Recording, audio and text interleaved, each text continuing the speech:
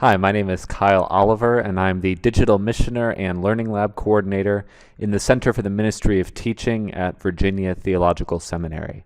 The CMT is a faith formation resource center for the Episcopal Church and beyond, and we wanted to take this opportunity to share with you some of the most common questions that we get from teachers and learners about the ministry of faith formation and how we can help them out with that.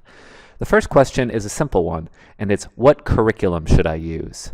In a lot of ways, this question is a holdover from a time when the church's entire ministry was centered, it seemed, around programs. And so we're glad you asked what curriculum you should use, but we want to submit that the question is a little more complicated than that. For instance, we would want you to think about the goals that you have for whatever faith formation activity you are hoping to gather people for. We want you to think about the strengths that your congregation has from a holistic perspective that can inform the faith formation happening in your setting. And then, of course, the challenges and limitations and restrictions that are going to be there. So we'd love to be able to say, here's the curriculum you need, if you need a curriculum at all. But of course, the more complicated question is that there are lots of important things to think about, and we encourage you to do some big picture strategizing before you assume that a curriculum is the right thing for you to be looking for at all, and B, that you know what kind of curriculum you need. Okay, question 2. Acknowledging all that, what are some curricula we should consider for this program that we have decided is a good use of our congregation's stewardship?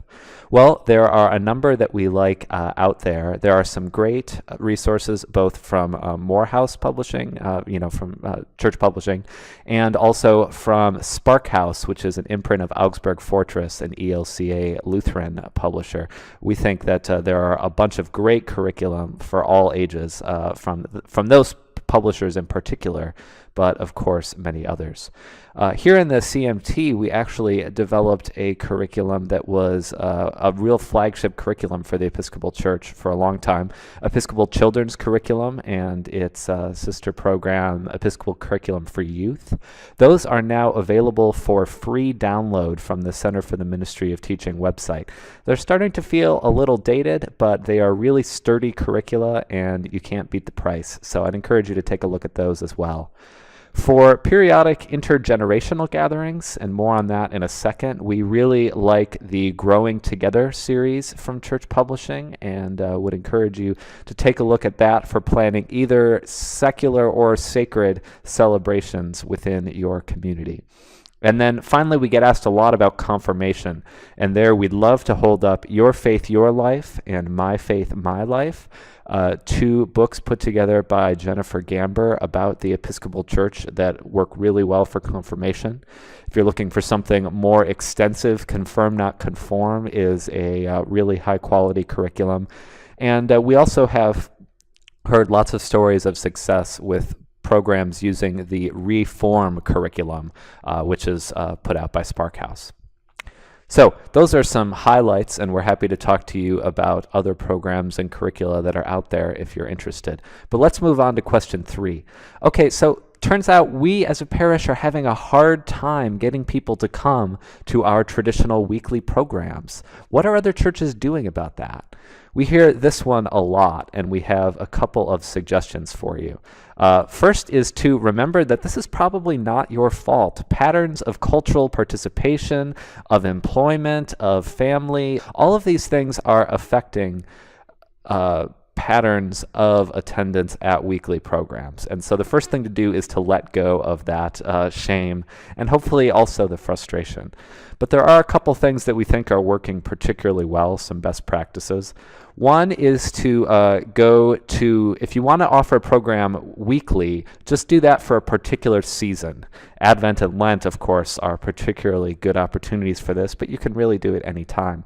Another option is to offer periodic intergenerational gatherings. So once every month or once every 6 weeks, we get together and really do a big blowout event with teaching and fellowship and service, incorporating the different aspects of the church's gathered life together. We have a sort of motto here that is to do less, but do it better. I think a lot of churches are caught up in thinking that it's more important to do more, and we're not sure that that's the case. Following up on both of those things, we've developed a model here in the center that we are calling hybrid faith formation, or hybrid networks for faith formation.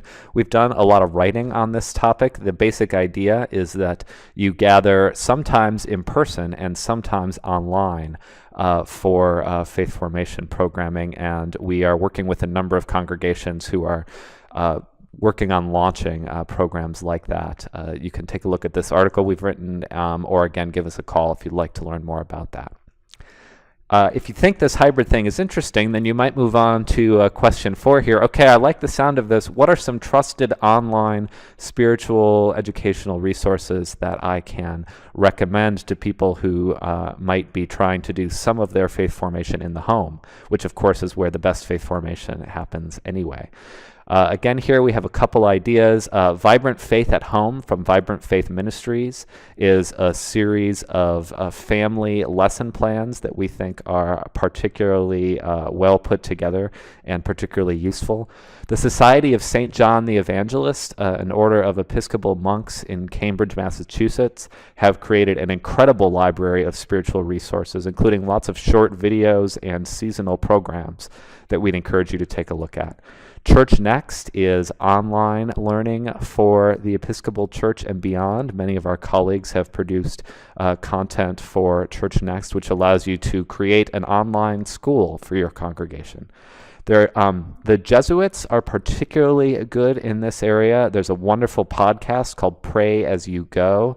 There is a browser-based daily meditation called Sacred Space. Lots of great ways from the Jesuits of having some spiritual prayer time with the help of a website or other new media product.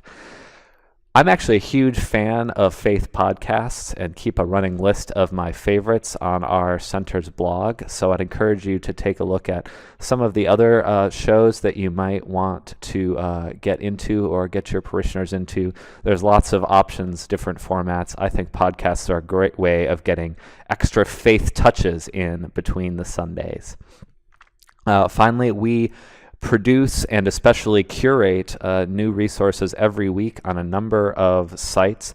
The CMT maintains a blog called Key Resources and a website called Building Faith, which are both chock full of resources and ministry ideas. You might also check out the Center for Spiritual Resources, which we contribute to, and also the Faith Formation Learning Exchange, which is sort of big picture help thinking about teaching and learning in the church and in a faith formation context. Okay, last question. We're glad you guys are here. Is this what you do all the time? The answer, of course, is yes. This is our ministry here in the Center for the Ministry of Teaching. We do it on all those websites I mentioned. We do it via social media, and we do it via in-person consultation here at the center. We are a ministry of Virginia Theological Seminary, and if you have found this video, any of our resources or our consultations in your experience to be helpful, we would encourage you to make a donation to the annual fund of Virginia Theological Seminary.